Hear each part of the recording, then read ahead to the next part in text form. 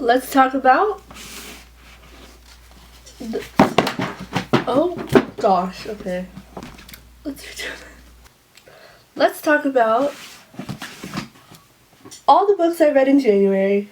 So January was actually a really good reading month for me, and I kind of like didn't expect it to be because I branched out in genres to two genres that I normally don't read.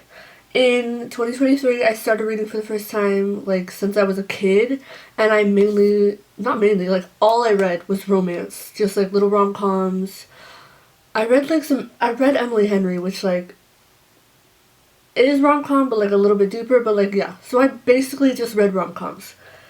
And at the end of the year I was like getting really like I felt like I needed something different. So I told myself once January hits, we're gonna venture out.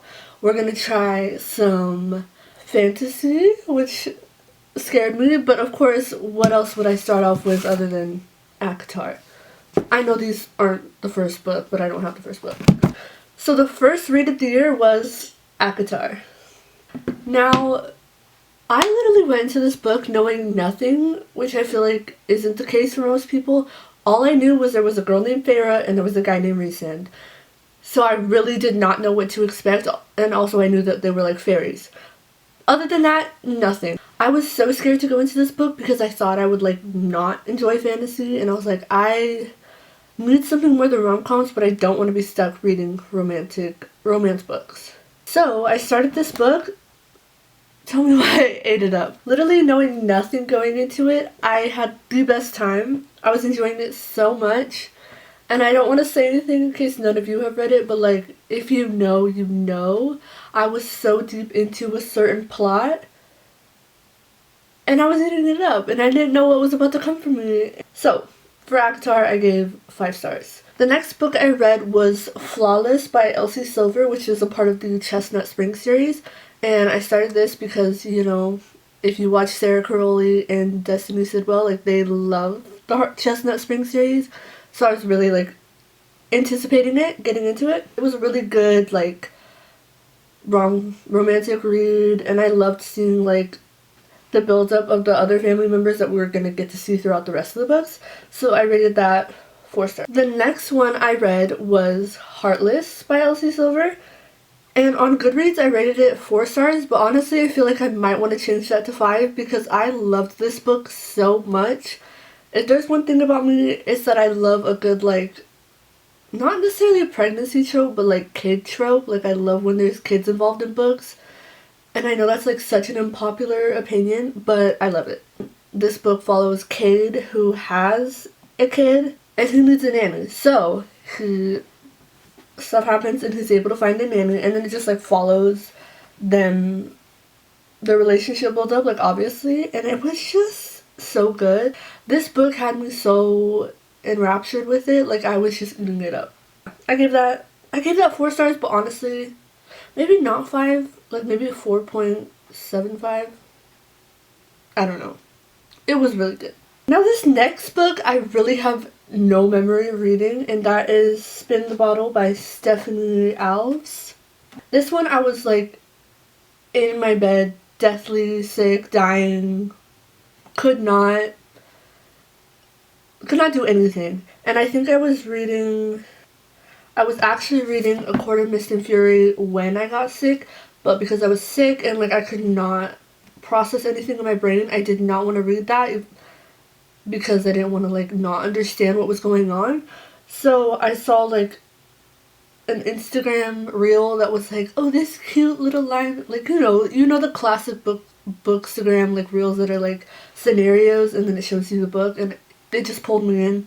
So I started reading it, and honestly, like, I enjoyed it. I was having a fun time, but then the book at the very end like brought up some scenario, like I'm not gonna say what it was, but it was like,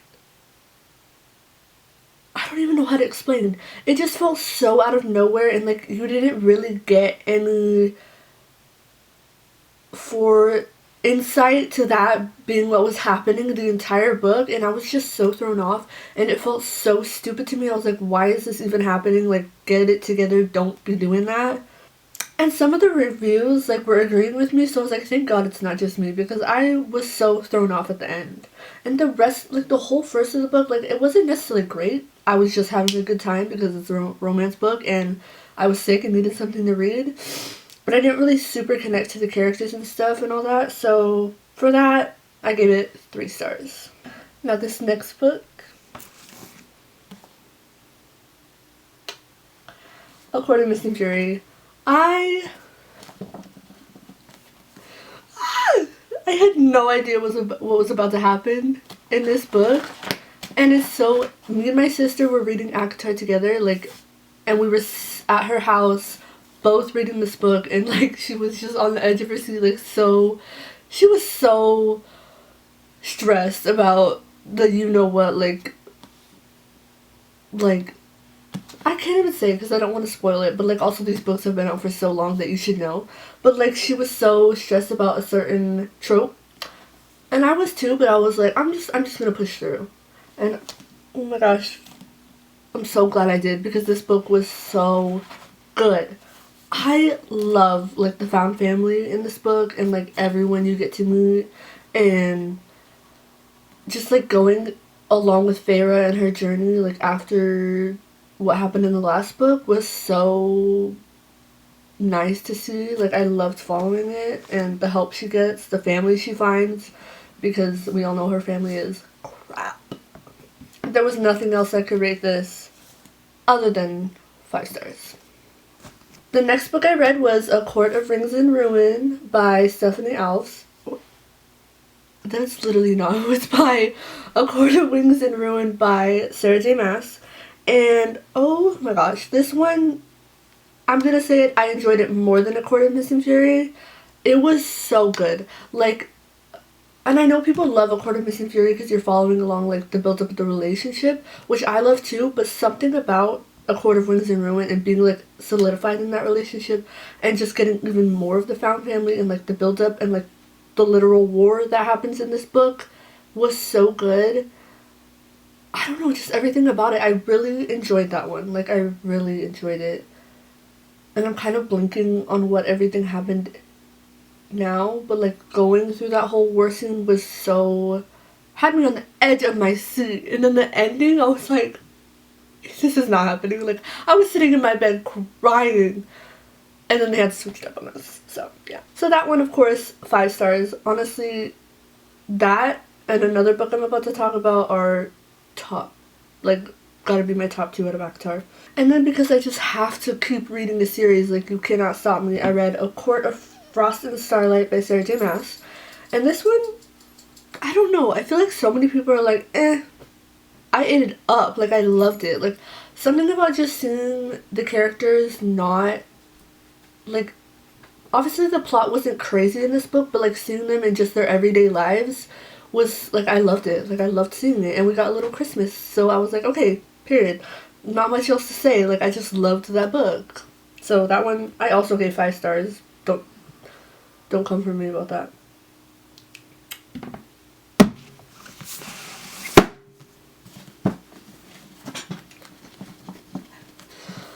Then I read A Court of Silver Flames by Sarah J. Maas, and oh my gosh, I was not ready for this book. I was not. I know so many people have such mixed feelings on this, but I loved it so much. The way Sarah J. Maas writes Nesta and like us getting to follow her inner monologue, not necessarily inner because it's third person, which is the only downfall of this book, I will say. Getting to follow Nesta along and like just like the struggle she has inside of her mind, which I feel like a lot of us experience, was so beautiful. And like the way she feels about herself, I loved it. Now there was a lot of scenes between her and Cassian, so I did a lot of skipping. And a lot of people say like too long, like not too long for me. Not too long for me. I loved it. I literally, it could have been 1,000 more pages long and I still would have read it. Like, such a beautiful friendship like forming in this book between Nesta and Gwyn and Emery. Is that her name? Emery? Yeah, Emery. I don't know why I blinked on that. Their friendship was so beautiful. Like, in the depths of Nesta's despair, she finds these two women and she forms such an incredible bond. And they go through so much together, and like that entire ending, I was like sobbing. Every page, I was like, this is so beautiful. Like, I love the relationship between them all. It was just everything I needed more. Like, everything I needed. Okay, I didn't mention this, but I wanted to say, as much as I love this book and everything that she goes through, I know this does not like validate the way Nesta has treated Feyre and other people in the past, but I feel like it shows a good amount of growth in her and like forgiveness in her. And that's not me excusing what she did in the past, that's just me loving that people can change and become better and go through changes. So just wanted to clarify that. And also, I didn't even talk about it, but the scene at the end with her and Feyre and like everyone's in the room, like, oh my gosh, that made me sob. Just wanted to say that. And then on the side of that, you get Nesta and Cassian, which the romance was so beautiful. I don't know. Literally, I could talk about this for so long. There's so many good things about this book. Yeah, I'm just gonna say it. I rated this 6 stars. I know you can't go higher than 5 on Goodreads, but this is a 6-star read to me. So this one and A Court of Wings and Ruin are like my top 2 from the series so far. Next, I read Powerless by Elsie Silver. So I started this after A Court of Silver Flames. So I was in such an ACOTAR hangover. And I enjoyed the book, but I was like, at the end, I was like, okay, can we just wrap it up? Like, I kind of was skimming through the end because I was just kind of over it. But I did really enjoy it, and like the characters and like the relationship build up between them. But I don't know, I think I would have enjoyed it more if I wasn't so distraught over ACOTAR, but that's just timing. So I did rate it 4 stars because like I did enjoy it, even though the ending was getting too much for me. I still enjoyed it. Next, this book is another book of me being a victim to Instagram Reels. I read P.S. You're Intolerable by Julia Wolf.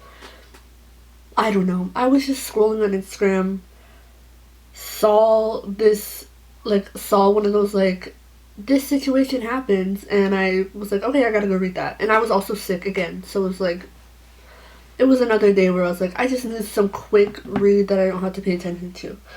So I pulled that one up, literally read it in a day. It was fine. Like, it was just another romance. It's about like this lady and she's pregnant and she doesn't necessarily have a home, so she moves in with her boss and like he takes care of them, and then obviously they fall in love, yada yada. But like, I didn't get super attached to the characters, and it was just okay. Like, I enjoyed it, but it wasn't anything great, so I gave that one 3 stars. Next, I get into such a good series. I started reading Addicted to You by Krista and Becca Ritchie. This one is about like Lily and Lo, and they both have addictions, and they date each other to hide it from their families because their families are really wealthy, and they just like don't want to cause problems, so they just like fake date each other to hide it from their families and like further like just enabling each other.